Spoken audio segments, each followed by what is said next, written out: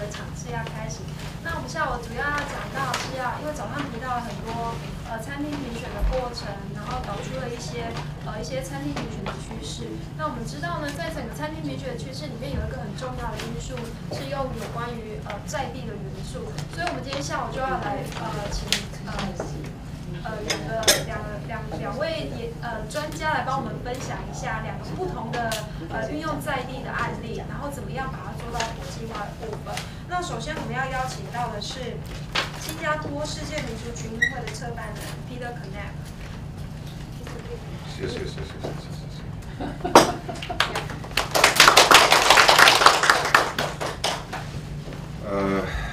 To be a speaker right after lunch is always a bit of a tough disposition, and especially since we had so much glorious input and information this morning. So I will attempt to share just a little bit of what we do back in Singapore. I guess part of the reason that I'm here is we have faced what Taiwan is facing today a little bit about 20-25 years ago in a very different context. Singapore, during the times that I was still running a small hotel, the Ruffles, that was my last chefing days, was basically struggling with the fact that, and Boris mentioned it earlier today, the street food culture was so predominantly known. They even had places that were called Fried Rice Paradise. That I had once a Michelin chef sending me a fax during that time to ask me, do the cooks speak English? Do they wear shoes in the kitchen? Do we have refrigeration? 2-star Michelin chef. And he annoyed me so much with that, because I also represented Singapore overseas, been to many gourmet festivals, and represented the culture and the country together with a local representative. And it was actually during the 1996 St. Moritz Gourmet Festival that one of our chief executives from the tourism board visited the World Economic Forum in Davos. And we were doing a promotion at the Roberta House in St. Moritz, and we met and we came up with the idea of the so-called World Gourmet Summit. This is just a little overview, give you some background information, some of the milestones, even highlights some of the videos. We talked a little bit about sustainability, not in terms of food culture, but in terms of events. The event is now celebrating 18 years, and some of the results that we have achieved. The components of the World Gourmet Summit are basically 4. It's about the awards, which is the local and regional awards, the World Gourmet Summit, which has celebrated 15 years a couple of years ago. It's about the restaurants. We are not only celebrating imported chefs, but local chefs as much as well, and of course a very, very strong wine element. And this is the basic 4 tenets of what WGS stands for. The elemental objectives set originally were pretty much to put Singapore not just in its hawker culture, but to embrace the gamut of gastronomy at a different level, and to have it as a gourmet capital of Southeast Asia in the 21st century, to create a platform of networking, which is very important, exchange of ideas and business development. A lot of the things that was listened to this morning, this event actually helped to facilitate the entire progression. Brand Singapore as a lifestyle destination, which allowed a lot of business people, a lot of discerning travelers to really go into fine dining, and at that time fine dining needed to be promoted. As I said, these were the elementary objectives. The mission was basically to provide gastronomic experience for the Platinum Plus segment. That is, Boris, if I understand, part of your business. You take the healthy and the wealthy and create special experiences for them. We created it within the Singapore context. To have the facilitation of a food research and development center, to be able to raise the standard of wine appreciation. We were very successful until Hong Kong dropped the import duty from 150 to 75 to 0%, and bye-bye, our wine business went out the window. to continue to celebrate WGS as one of the leading festivals, and today it's considered one of the 5 leading festivals in the world. And most importantly, and the objectives that doesn't look in a forefront but in the background was to promote the local talent. I've been chastised and criticized in the early years by always bringing in foreign chefs, foreign winemakers and customers. The objective was very simple. You bring these chefs in, establish local networking, and then they themselves will start to export. That really has helped. So we have quite a lot of chefs, and today Singapore is well known around the world for providing culinary talent throughout the globe. A lot of people always write to us and say we want a Singaporean chef because of the work ethic, because of their multicultural aspect, because of their great flexibility and variety. Doesn't necessarily make the better chefs, but it is a very unique attitude that has helped them to propel. Of course, the future goals at that time has been to elevate the awards, to continue to drive the World Gourmet Summit brand. Fine dining experience or upmarket dining experience is still one of the main objectives. We have a lot of world travelers coming through, and that is important. The center of food and beverage creativity development. There's a lot of government initiatives at this moment that are driving that, and various objectives are being met. To develop an environment that encourages, facilities, and incentivizes the things that were earlier brought up. This is very much in progress, leading F&B concept development, restaurant development, while today, and it was said earlier, we don't have yet a lot of independent restaurants, but the growth is there. When I say independent, we have a lot, but the quality level. And something like Natasha mentioned earlier, we suffer from massive service deficiency issues. Meaning, we have service, we have a smile. In the past 15 years, Singaporeans even learned to smile when they serve you, but we lack in-depth knowledge. That is one of the main gripes that we have. And definitely to provide a platform to promote local chefs. To give you a little bit of an idea, from 2008 to 2013, this has been a trend. We have changed the platform, we have changed the format of WGS. This year we welcomed 20,900 people. In 2012 we only had 7,004 because we took one element out, the partner restaurant promotion. But before that you could see 17,000, 19,000, 16,000 people. It looks like a big number, but if you see the breakdown of the event, it consists of 3 major parts, and these numbers are actually not very big. In 2008 we tried to do 3 weeks, but it was just too much. More than the stomach could match. Seriously, the biggest complaint was all great, all fine, but 3 weeks non-stop. So we went back, and now it's 11 days long. Okay, and that is really works. It's enough excitement. This year we had 55 events inside the 11 days, something for everyone. So it was in 1997 initiated as part of the tourism board's vision to establish Singapore as a culinary destination, and that was the entire spectrum, from entry-level hawker centers to high-end restaurant, family restaurant, upmarkets, and so on. It's to have an event that recognizes the quality of the food and beverage competency. It has government support, but it is not government-driven. It's an initiative that is driven by the private sector. I think that is important to understand. The government gives the direction, and the private sector then needs to figure out how to achieve the objectives, otherwise they pull the plug off the funding. So it keeps both parties on the edge, because government intervention sometimes can be too strong, and the free market sometimes has limited resources. So we're trying to pool both for the best benefit of the economy. Okay. We've had more than 180,000 guests over the 18 years, so it's quite an achievement. Different milestones. Now, people look today at the festival and they think, okay, this is all very nice, but they don't realize that every year there is an evolutionary process.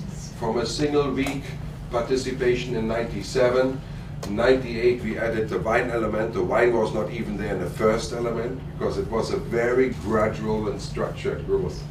For 2 years, the Singapore Food Festival, World Gourmet Summit were held together. We then separated it. At that time, the Hong Kong Food Festival was the leading food festival in Asia. Then the Hong Kong Tourism Board pulled the plug and it died and it never got resurrected. Hong Kong, however, has come with a fantastic wine festival. They have 2 major wine events. One is the Hong Kong Wine Festival and the other one is Vinexpo, that's in Hong Kong. Obviously, the proximity to China has helped a lot. We launched the Awards of Excellence 2001 and 2002. We started to add scholarships. Part of the responsibility as an events organizer is to give back to the industry. So our scholarship program is very strong.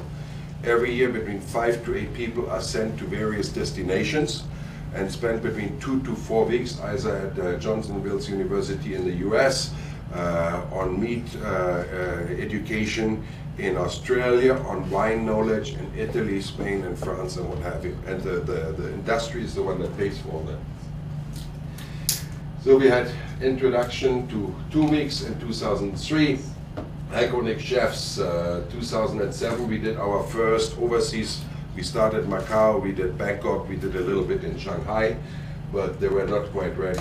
We had a huge success in 2010 with the Gonde of Wine. In 2009 we exported the event to Abu Dhabi, and that's been going for 5 years now. And within a time span of 5 years, it actually has changed the gastronomic scene of Abu Dhabi. Still very young, still quite juvenile, but you can see the results already coming through. A lot of the event highlights, the industry workshops, which are specifically for the industry, are every year a sellout. Different segments from the industry, the pastry, the culinary, the wine sommelier workshops, and so on. We have special themed dinners. It's important to remember there also has to be fun as part of any events. This year we had our first chocolate fashion show, which was absolutely fantastic, except I think the model agency we kind of chose not the necessarily best one, so there's still work in progress to be done. But the chocolate was brilliant. We do experiential workshops at Miele. Miele has a kitchen for about 12 people. There we do etiquette class, we do menu writing, we do proper table setting for people at home. Singapore, a little bit like Hong Kong, more and more people always ate outside because houses are quite small.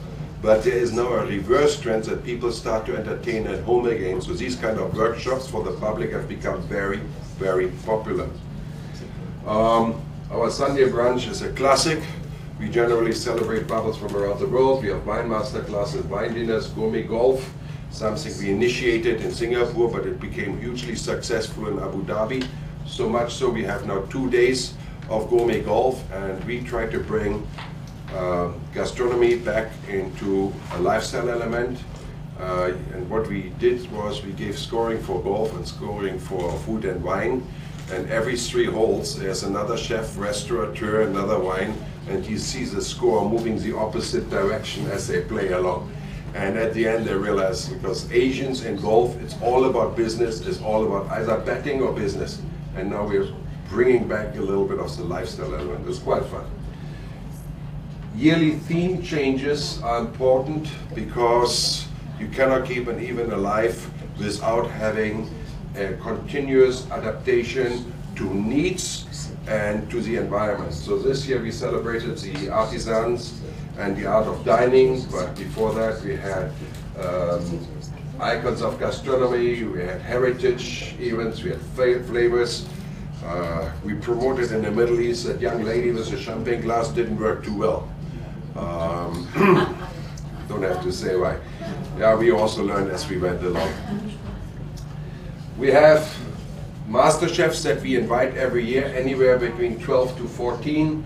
They hold master chef classes.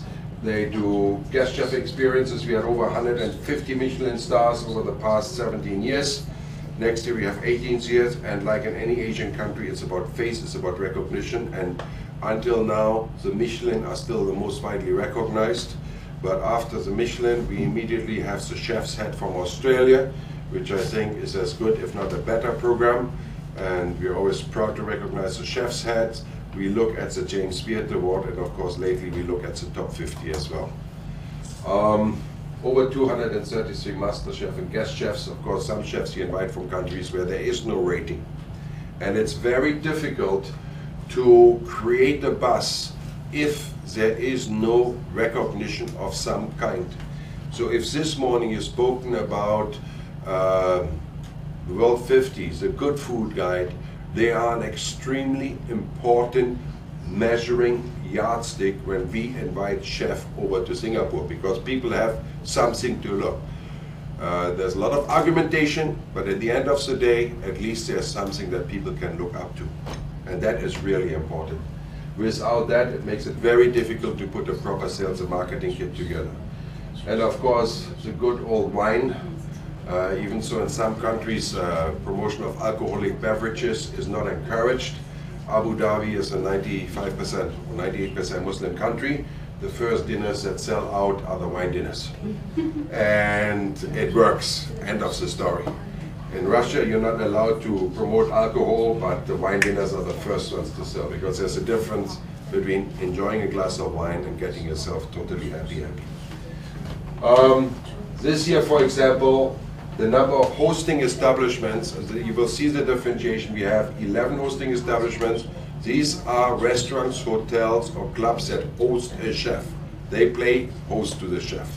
So we have from 2AM Lab, Janice Wong is one of these great new pastry chefs, to the resort world, to the Chinese restaurants, and so on.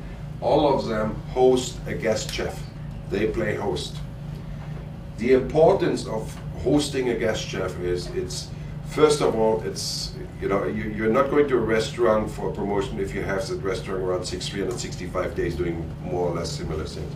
But you are adding a new value. There's a highly motivational factor for your staff.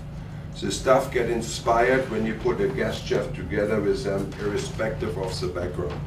It is a good choice for guests, and you can use that platform to test new trends. That is important. Sometimes you see restaurants not doing too well because their trends are not properly reviewed, their trends are not properly tested. This is like a test bed. Then you have venue hosts. Venue hosts are places which are able to host anything from a 10-person dinner to a 600, 800 people cocktail party. So whether it's a Ritz-Carlton, which is host to the Awards of Excellence, having 700, 800 people, whether it's Tamarind Hill, which is a small Indo-Chinese restaurant where you can do dinners for 30 or 40, you have the variety. And at Sunrise, the Chef's Academy, we always do hands-on workshops, which over the years have become more popular than just demos. Then you have partner restaurants. These are restaurateurs. They want to showcase their own still. They use the 11, 12-day platform to promote their restaurants, but they don't necessarily bring in a guest chef. Sometimes they bring in a winery. Sometimes they have other activities. And whenever we ask them, why do you participate? You don't have a guest chef. This is a great platform. We are trying new money, and some restaurants have become very successful in certain business modules. I had this one place called Opiti Salute, and on Sundays they were always empty for lunch. Then they started a new gastronomic brunch, and it's been full ever since. So they get a lot of mileage out of it. They can try things, and if it doesn't work, then they try something else the next year. But it's important to have a good variety of restaurants. Obviously, Chinese and Italian still rule, but we have Peruvian chef Su Nuevo. We've got Bistecca Tuscan Steakhouse, run by Australians, by the way, but Butcher Master who was reciting Dante while doing his cutting of meats. So we add these kind of elements, and they were absolutely fantastic. It's all about the learning. The collateral development for an event like that is very, very important, and we have won many international awards for this. And it goes from web development right through to CDs, to street banners. So it's all over Singapore during that month of March, April, whenever it is. You basically get a complete Welcome Summit experience. We have a lot of media coverage: print, online, social media, and broadcast. These are some of the media partners that we are working with, and of course what is important is that the local press as well as the international press recognizes what the profession is all about, and we use whatever means necessary especially Singapore is actually relatively small, so it's very difficult to constantly, with sometimes the same restaurant, to reinvent yourself and what have you. But the important thing is that we bring elements in there that it also approaches the average person. Then we talk, for example, about restaurateurs under 30. We talked earlier today about promoting young people, giving them seed money, supporting them, go out and try it, don't be afraid of failure. And I think we have achieved this wonderfully well in Singapore. Of course, we have an equal measure of failure as we have successes, but when they get support from either investor or from the government, then the pain isn't as big. But it's still important because you have to go out. Some of the most famous restaurateurs in the world, even Sir Terence Conran, who in his days was one of the top restaurateurs, he had great failures. It's just, it comes with the territory. There's no success without failure. So we promote the young people a lot. Overseas, Michelin stars sell, especially among the Chinese in Hong Kong, in Thailand. They always ask, who is your 3-star chef? How many are you bringing next year? And while it annoys me a lot because we want to give unknown chefs an equal platform, the reality of business is you must have a well-balanced thing. When we brought Matt Moran this year, he was just extremely well received. Even so, he and I had to have a little chat on the side. I know him very well. Well, I'm sure. About that. Oh, you can ask him about that. I'll send him a Oh, he liked to, yeah, he liked to party at night. Yes. Oh, yes. Chef, it's called Matt Moran. You're supposed to be here. You know how that goes. Chefs go and play and party, no? So we have international and local agent. We've got, for example, in the prestige magazine Malaysia, they come down basically every year. And Malaysia is looking a way to actually to push up their gastronomy. And then, of course, we've got our friends from India. So we bring them every year, and it's about coverage. His headline was funny because the only reason to eat Singapore is the World Communist Summit. I think somebody must have pissed him off somewhere along the road, but he's one of these very sharp critiques. So you get that as well. You know, you're going to take one with the other, the sugar and the stick, so to speak. But it's important because it keeps the town and the activities on the map. And of course, we got BBC, Moscow 24, Japan, Korea, a lot of TV coverage that we get internationally, which we are, of course, very, very proud of. Now, let me see now how this works, because to be very honest, I have this new screen here.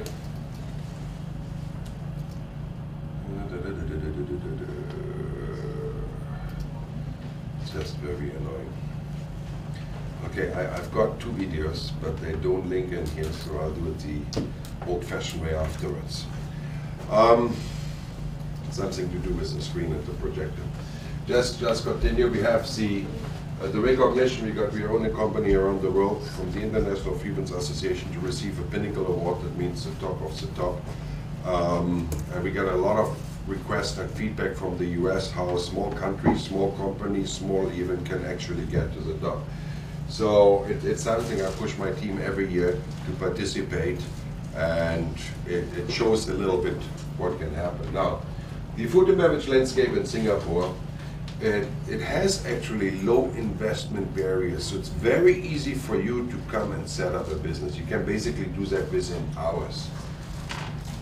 Setting up a business is the easy part. Finding stuff is a different story altogether. So I have to be very honest about it. It has stringent government regulations and checks. It has a robust growth. And of course, ever since we had the 2 integrated resorts, which is Singapore Speak, not Singlish, but Singapore Speak for casinos, it has kind of helped a lot, because we all know that the casinos are able to fund some of the restaurateurs that are shopping inside. So that has really helped tremendously.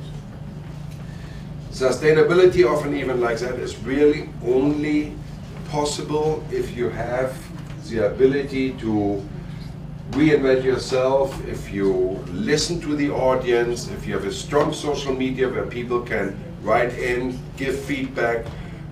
We have as many compliments, we also have complaints. Some people find the events too big, others find them too small, others like other variety.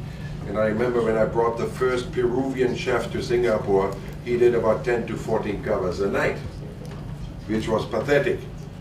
But back in 2000, when we brought Santi Santa Maria from Spain, I got telephone calls and people would say, hey, Peter, Spanish food any good or what? Because people were not exposed to it. His volume of promotion was fairly low. But typical in the Asian tradition and fashion, when Mr. Lim ran, he told Mr. Tan, and Mr. Tan figured out it was too late and the promotion was over, how good it was. Then the complaints, why didn't you tell us how good he was? I said, why does he have 3-star Michelin chef? Because people are fearful of trying something new, of experimenting. And I spoke the year after to Santi, and he told me he's never seen so many people from Southeast Asia visit his restaurant, actually in Spain. God rest his soul, he has since passed, but he was one of the true icons of gastronomy. So it's very, very important to try new things, but also to bring established things. The other thing about sustainability, you may ask SARS, you remember SARS very well. It hit us 3 weeks before WGS, and we had to make a call.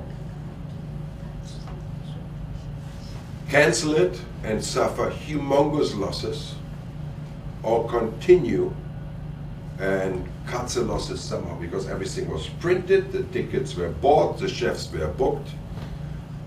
Surprisingly, a lot of lessons were to be learned. For example, in Brazil, we had a Brazilian chef that year. They would show television screen, Hong Kong, people all wearing the mask, but the tagliner underneath said Singapore. So we used to get telephone calls and say, is it safe? And we had a lot of convincing, a lot of talking to do. The second day of WGS, the streets were empty. And I thought, okay, I may as well bury myself. But with every passing day, people realized staying at home wasn't the solution, and there was nothing happening. So we actually ended up being a hero, even though we lost a lot of money. We had issues with chefs not coming, especially the Americans. I think the Americans, you know, for them, anything outside their comfort zone, almost impossible. But I had other chefs that tried everything possible. They called you, okay, yes, good, we come. Then we had the volcano. Now, what has an Icelandic volcano eruption to do with Singapore? I had 12 winemakers trying to come in. And I had a bunch of chefs trying to fly out. And of course, no airline and hotels. So we had these challenges over the years. Of course, then you have an economic downturn. You know, every year is something new.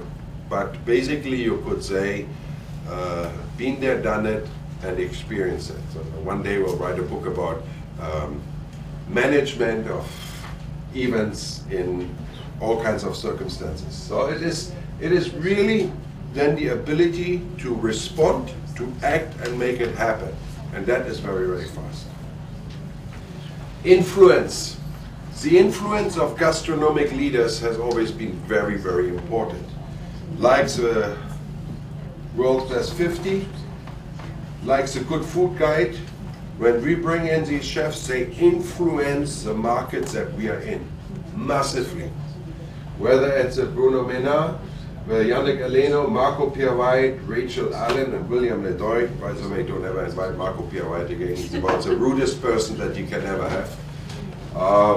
Big lesson, but if you want a lady celebrity chef, Rachel Allen is the most wonderful human being you can ever meet. She's humble. She is not a gastronomic superstar. She is a very approachable chef. She shares, and she is brilliant in what she is doing. So the exposure for the locals is very important, as well as the guest chefs see the quality of our chefs. So what happened is a big networking that is important to promote gastronomy. And we have seen that many of our local chefs are asked by these chefs to go and work in their restaurant and share some of their local knowledge. So really, that is the internationalization that makes it so special. And of course, it's a motivation for hoteliers and restaurateurs, and the reinvention is the key to success. Now, challenges: before we had 1 food event, now we have 4 food events. How do we survive? Costs are ever going up, but people don't necessarily want to pay more. The industry, Singapore is a small country. It's not a city, it's a state, it's a city-state. So we have what, 5.5, 6 million souls? So we depend very much on the gourmet traveler. Australia important to us, India is important to us, Malaysia and Thailand, very important, and of course Indonesia. So we depend very much. So in a small country like this, with the ever-facing challenges of everyone trying to get in, and especially in Asia, what's the easiest thing to do? Oh, I like this, so let's make a photocopy of it. Change the name, change the recipe, but same thing. So we have virtually 4 or 5 events in Singapore that are trying to emulate what we have achieved. Changing tack, this is the Awards of Excellence. That is our way of recognizing the industry. And we have spent years and years researching other awards around the world and trying to adopt it to the local environment where you have multicultural, multi-ethical groups, and especially as dominant as in Singapore. So it was launched in 2001, pretty much the industry awards of the town, and it has gone through many changes over the years. Before it was only professionals, then we added in also some public segments. So in Singapore, pretty much it's the leading awards, no matter which awards are happening there throughout the year. We have the feedback from the industry, and again, it helps them very much like the top 50. People say when they get this award, it helps their business immediately. They see a rise of 10–20% over the next coming years. The recognition should never ever be underestimated. And of course, the media, they use it as a benchmark whenever they do reporting. So there's a lot of media coverage a year, and whenever a chef wins a WGS award, they will be highlighted. The rebranding in 2011, we put the Asian Gastronomic Awards of Excellence backfired, because you'd be surprised how many people actually wanted to have the World Community Summit branding rather than the Asian branding. That took us by surprise. So it was a fantastic decision, but it totally fired in our face. Where I thought now that Asia is becoming the pulling benchmark in the world, the travelers, the monies, the this and that, actually said, no, we want World Community Summit. We don't want Asian Gastronomic Awards. So, lesson learned. Of course, the key objectives are very much the same like with WGS. It's about creating awareness of Singapore food and dining scene locally and overseas. Locally, to bring more people back into the profession, to show them that being a chef or being in service is actually a very sexy affair, okay? But internationally is to show the competency and qualities that we have, to have additional platforms, and of course, internationally, regionally, it has grown quite nicely and has been respected. We are now close to 30 awards, 28 as of this year, and then the future we will see. We don't want to make it too big, but we also want to be inclusive rather than exclusive. There's always a balancing act, which is very difficult.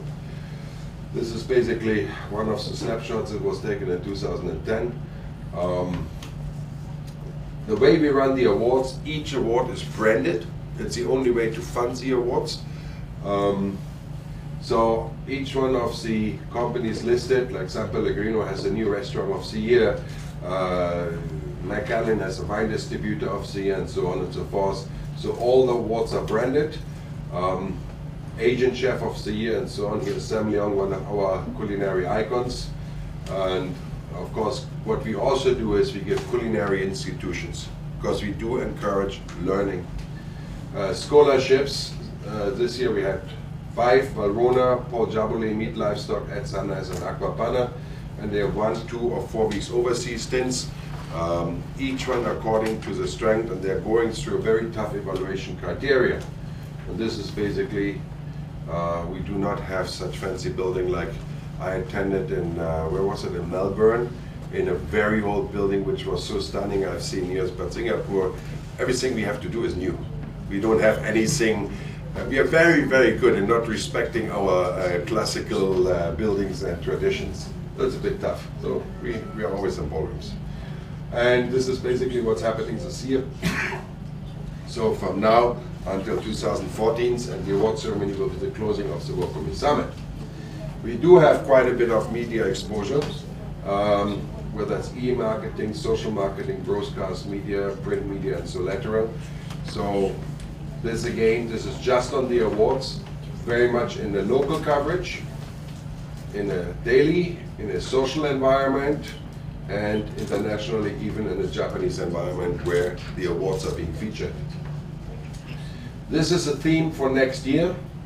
We call it WGS the Classics. While there is globally always a forefront, we have realized that people have lost a little bit of respect. When you said earlier, I think you talked about culture together as Kemi. We're going to bring some of that culture back. You mentioned yesterday something about lobster thermidor. We're going to recreate a lobster thermidor. I have Chef Ryan Clift. He's an understudy of Ferran Adria. He's going to cook an Escoffier dinner. We want to bring back some of the links on the gastronomic or food side. The other thing that we tackle next year is a service element. We'll bring in a number of maitre d's to bring some of the service. And in Asia, we often find while we can get service with a smile, we don't necessarily always get service that is of knowledge, and the competency in the language and communication is always an issue. I've mentioned it this morning, and I think I have to drive it home once more. Singapore is fortunate. English is the official language, and it makes a big difference. And a lot of countries suffer from the fact that the average person is not that fluent in a second or third language, which makes communication on gastronomy, on the restaurant sector very difficult. Because if somebody wants to know more about an ingredient, about a process, it's very hard. You know, even so you can find things online, but emotional experiences or dining experience are you eat this now and you want to know there and then. What is it? How did I get there? Like yesterday's discussion, oyster mushroom, abalone mushroom, and so on and so forth. Different namings, different methods. I mean, these are all things that we have to know. So next year we're going to celebrate the classics. All right, now, since my little video show here didn't work all that well, see whether I can show you a quick video. Can we lower the lights? I hope this works. I really hope this works.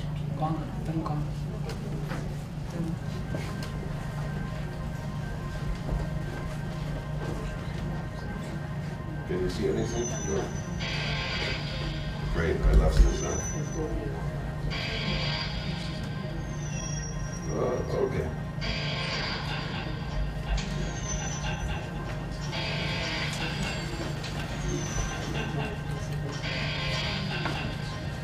Okay, this shows you the process of evolution over the years. I think it's pretty much self-explanatory, but it shows you that this isn't even about serious food, serious wine, but you also have a lot of fun. And if you really look back, you see from a very simple design back in 1997, it then advanced to something very, very modern. So this is in 1997. We did this as a 50th anniversary video. Raymond Blanc, of course, Di Passoia, remember him? He's now back in Switzerland, so he didn't last all that long. Talked at that time about New Asian cuisine, where Asian cuisine was trying to reinvent itself. Some of it worked very well, some of it didn't. What we always did in the beginning, we did the grand finale where each of the chefs cooked one course. We did that for about 10, 12 years, and then we stopped that. It was just too many too many cooks in the kitchen, and too many people. It lived its life. We celebrated gastronomy the fun way. We used to have gourmet safaris where we took about 20 to 25 guests into 3 restaurants. Guest chef and hosting chefs each did 2 courses, and they had a 6-course gastronomic meal. The early days we did it in a bus. talked about gastronomy and history, and then we added some fun elements. Yeah, these were the few remaining old cars in Singapore. We did once a vintage car safari, but I would never do it again because I think 3 of them broke down on the way somewhere. It's not something that's very common. Obviously, San Pellegrino, and you see how we within our partners, has been a partner of this festival since inception. We did gastronomic dinner on stages.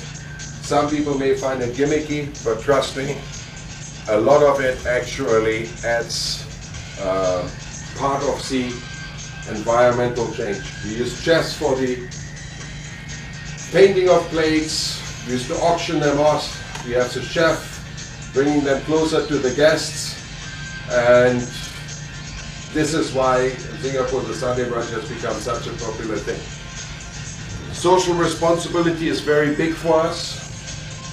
We are now close to $5 million. This was the 15th anniversary video. Every year we reach at least $500,000 which goes to the social services. And this has become not only a tradition, it has become very much a responsibility that we will fulfill year after year. And within the charitable institution, this is the first event that sells out. We always have a bunch of chefs get together, 6 of them, 6 courses, and it works. And of course it helps when you have somebody paint a national icon in 7 minutes and sell it for $100,000.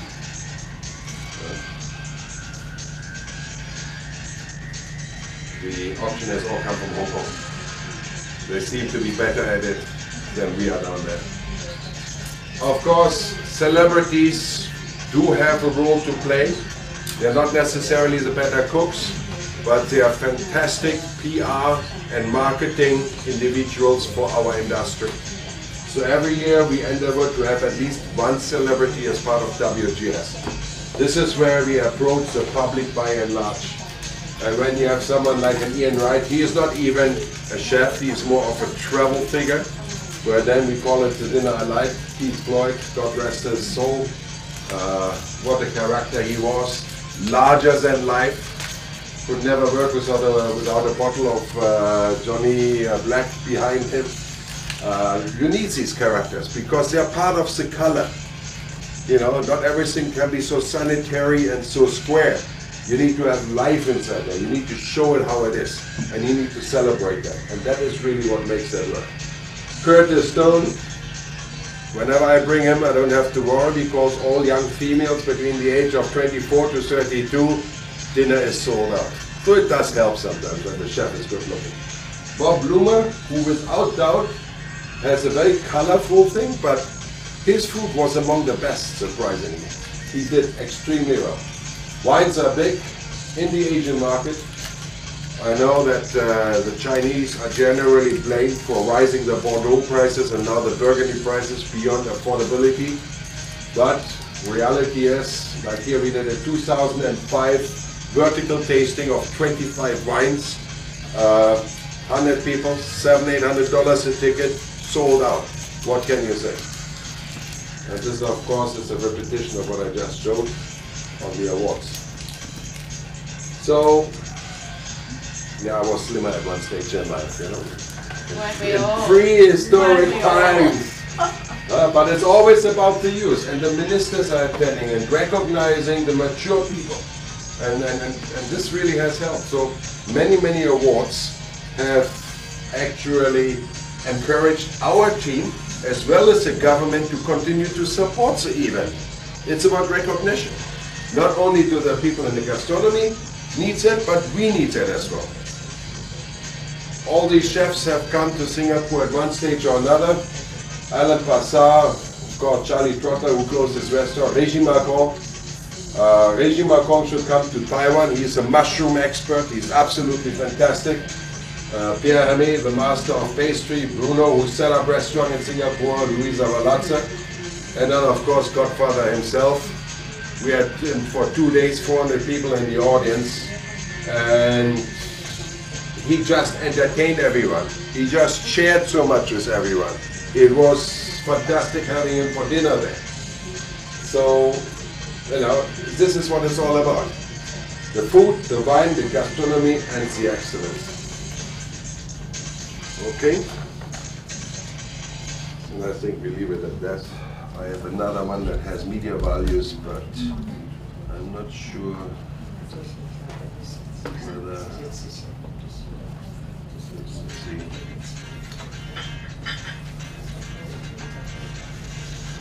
Welcome everyone to the press conference of the World Warming Summit here in Singapore. Who is he?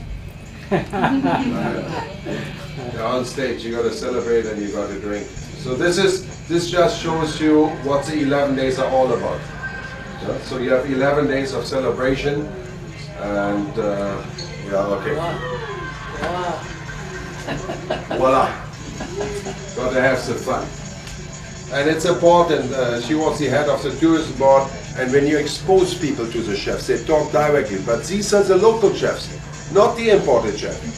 And I've seen many of imported chefs going to this, see what the locals are capable of doing, and immediately do adjustments to their menu. So it's really, really fun. Yeah?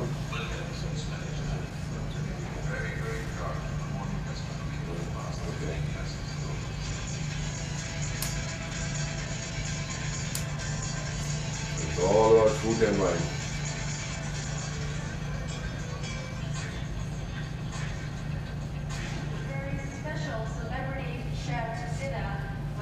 Korea. You know Edward? Have you been to his restaurant? He's a bit of a TV star. He's unique, but he adds another color to this whole thing. And entertainment is always a little bit part of it.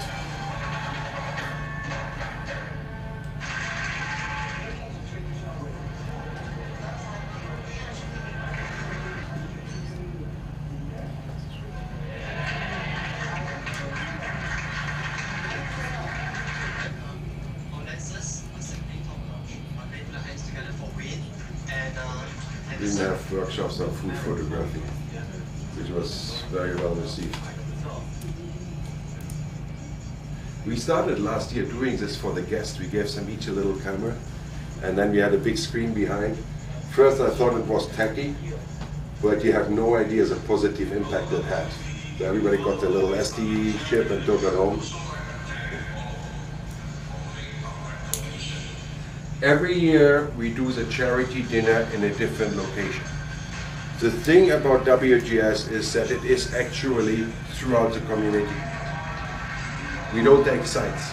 We give everyone an opportunity to participate as long as they are able to provide the value and the service that we require to make it happen.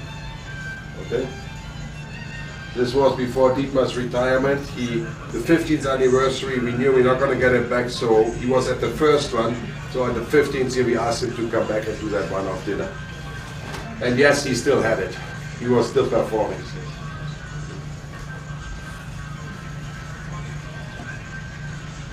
Enjoy what should be a great brunch of excellently run Russian made, some top quality Norwegian seafood, and also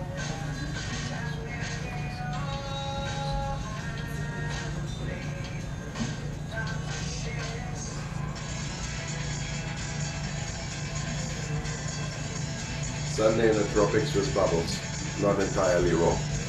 Huh?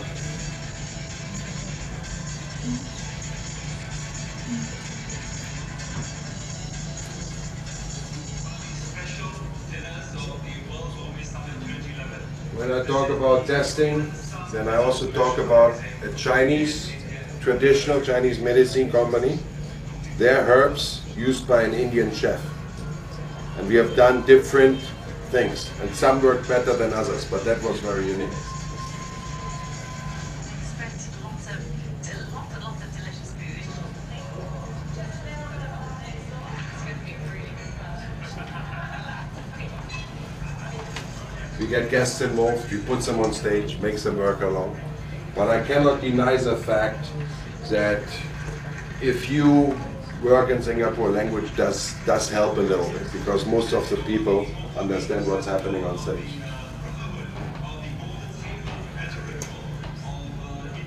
So yesterday I showed you briefly that little introduction.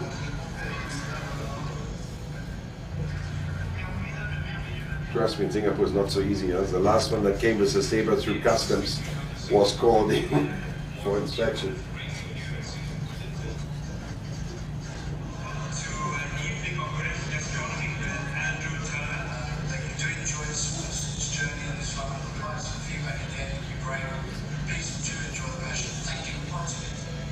Some of these dinners are as small as 40 to 60 people only. Because again, chefs cannot be asked to do something for 200 or 300 people. Not every chef can do it and can do it well.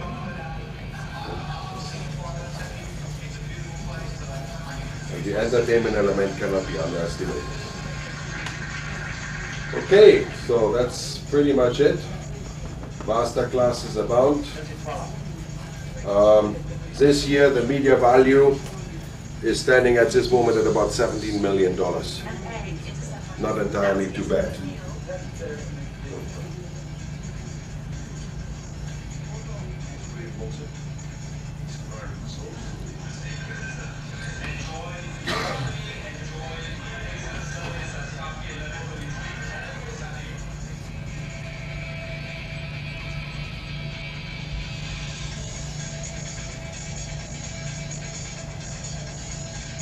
Some are social functions and some are purely about the gastronomic aspect.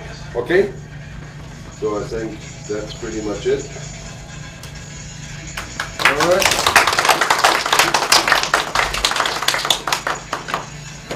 So how much planning is involved in 12 months.